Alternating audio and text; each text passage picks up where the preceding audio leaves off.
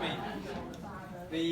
We're all glad that you could join us this evening or this afternoon and kind of honor Margaret and Bryon. And we appreciate everybody who went to the wedding in Maine and back in September, and this has just gone on and on.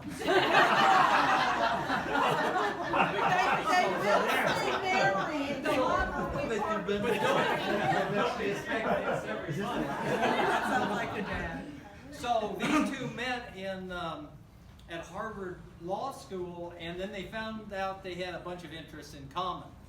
And among these interests are blogging, and I don't know, did you tweet?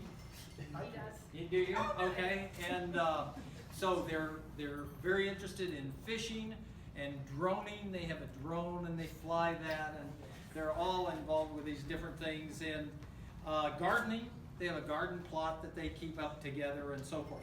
One of their main interests is traveling, and they've been, to London. Bryon's been all over the Middle East, and Margaret too in the Far East, and so in London and Hawaii and any place else. Wow.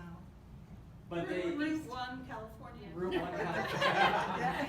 Oh, that's a good one. Yeah. So they plan on going on a safari this summer. So that'll be an experience, and we can all look forward to a lot of blogging on that. So anyway, before we go any further, before supper here, let me introduce Bryon's parents, Bon and Martha. If you just stand up. And his aunt and uncle Susie and Mr. Lee are right over here. So really, and brother Andrew and his wife Sylvia, the corporate attorney. And so that's the family that has really. On our side. Huh? How about? Okay.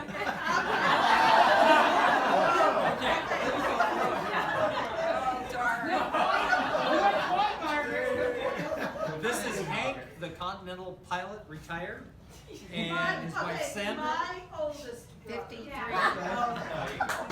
53 years. Okay, and brother Frank, and his wife Jimmy, and sister Helen. Oldest. The oldest. Wisest. Barbara and I are the smartest. Just so you know. And John and his wife, and I'm the biggest. You're the middle, the most confused. The peacemaker. So we're also real happy to have a relative of mine. He's my fourth cousin, 3 times removed, from White River, Arizona, George Ivins. And so we were glad that they could make it under the weather conditions and everything else. It's really nice that they could come down and see us. So when the kids are blogging, I just want them to remember a few words of wisdom and ideas. So I took a couple of quotations here. One was from, the 3 of them are from Ben Franklin, and I always like to work with Franklin's quotation. It says, the doors of wisdom are never shut.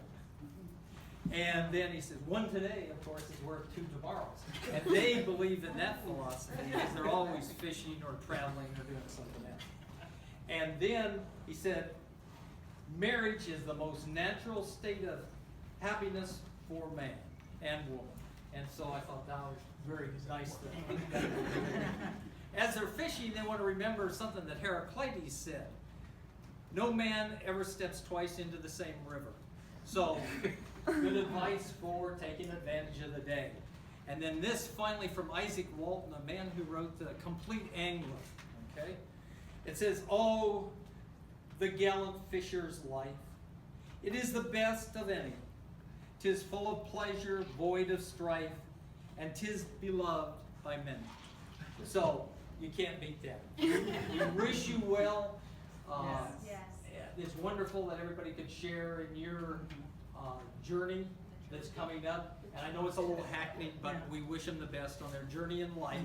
And at this point, let me mention that at the end of this evening, when you decide that you've had enough, you can, Barbara has some, what? Yeah, what do we they're call them? gonna be right over here.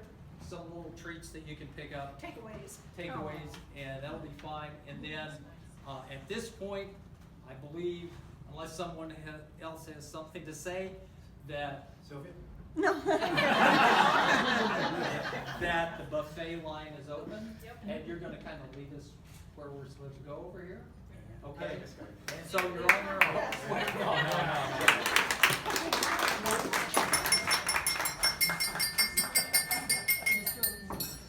Kiss. Kiss.